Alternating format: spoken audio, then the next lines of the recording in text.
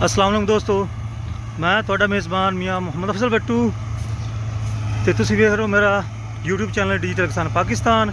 ये video specially बनाई जा रही है किसान ऑटोज़ एंड ट्रैक्टर पार्ट्स वास्ते भी। तो दोस्तों अज है जनाब थोड़े सामने मैसी फरगोसन 375 4x4। ये पिछे है जनाब बाज़ औकात वेखींदा हैगा सी टोका, तो यह नवा औजार है, बिल्कुल कोई जदीद टोका ही कह सकते जी।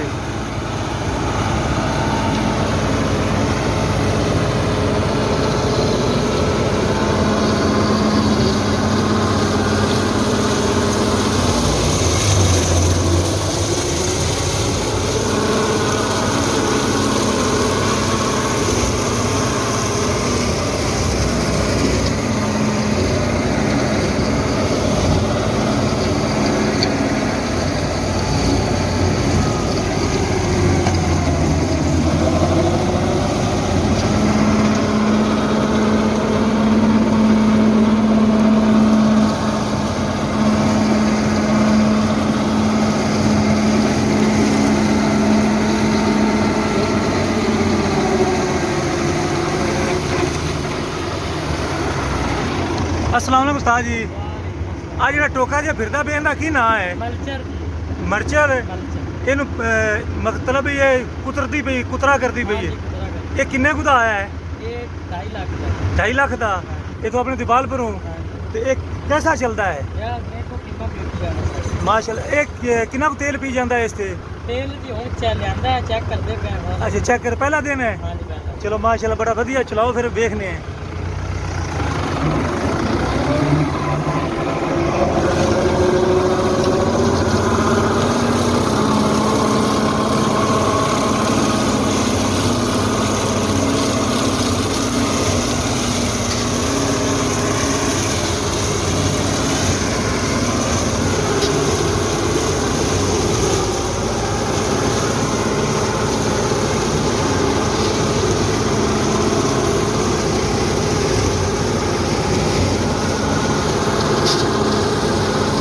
दोस्तों कमाल की शय है जनाब, आप देख सकते हो बिल्कुल पराली कुतरा करती पई है मशीन। तो इंज समझो जिस तरीके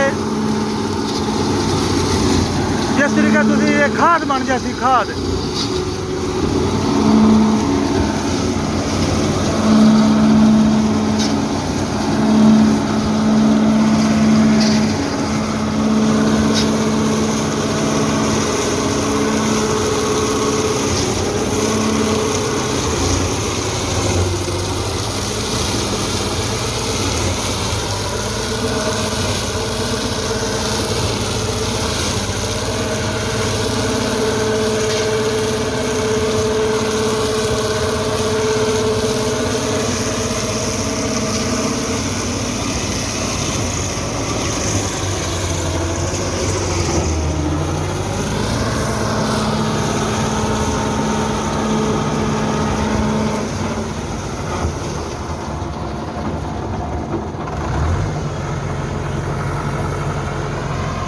बहुत ही कमाल का रिजल्ट दोस्तों। मैसी 375 4x4।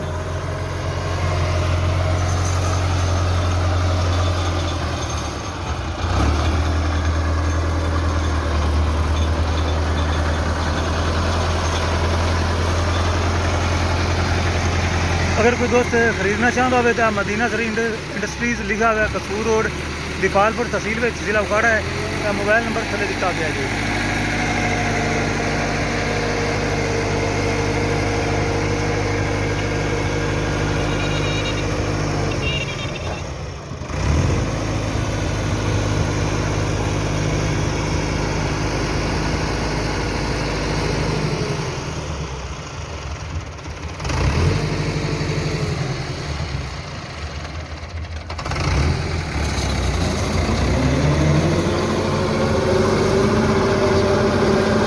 बड़ी एहतियात नाल ते बड़े सुकून नाल।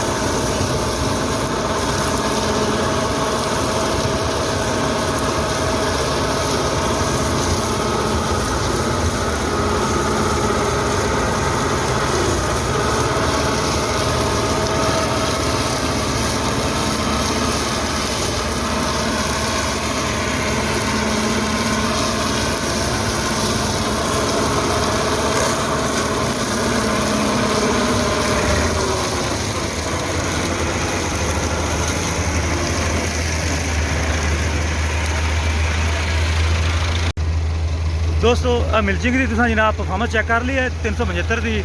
ਤੇ ਹੁਣ ਸਾਡੇ ਨਾਲ ਜਿਹੜੇ ਡਰਾਈਵਰ ਬਾਈ ਹੈਗੇ ਨੇ ਮੁਹੰਮਦ ਅਰਸ਼ਦ ਬਾਈ, ਉਹਨਾਂ ਨਾਲ ਮਜ਼ੀਦ ਮਾਲੂਮਾਤ ਲੈਣੇ ਆ। ਜੀ ਅਰਸ਼ਦ ਬਾਈ ਕੀ ਹਾਲ ਨੇ, ਠੀਕ ਹੋ?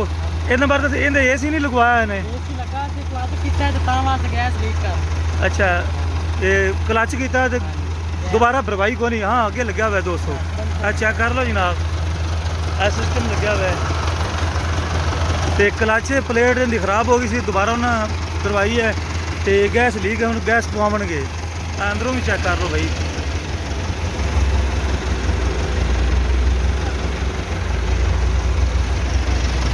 ਅੱਛਾ ਅਰਸ਼ਦ ਭਾਈ ਦੱਸਿਆ ਵੀ ਡਿਸਕਾਂ ਜਿਹੜੀਆਂ ਨੇ ਕਿੰਨੇ ਤਵੀ ਵੱਡੀਆਂ ਪਾਉਂਦੇ ਨੇ ਇਹਦੇ ਪਿੱਛੇ? 26 ਤਾਂ ਵੀ ਪਾ ਰਹੇ ਹਾਂ।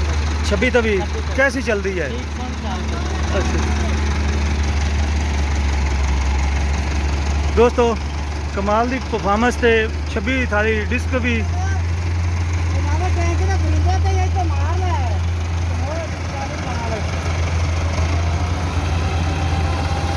375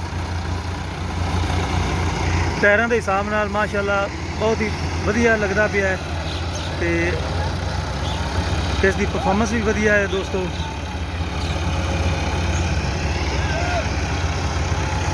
ਤੇ ਇਸ ਤਰ੍ਹਾਂ ਦੀ ਮਸ਼ੀਨ ਅਗਰ ਕੋਈ ਦੋਸਤ ਲੈਣਾ ਚਾਹਵੇ ਤਾਂ ਬਿਲਕੁਲ ਉਹ ਲੈ ਸਕਦਾ ਹੈ।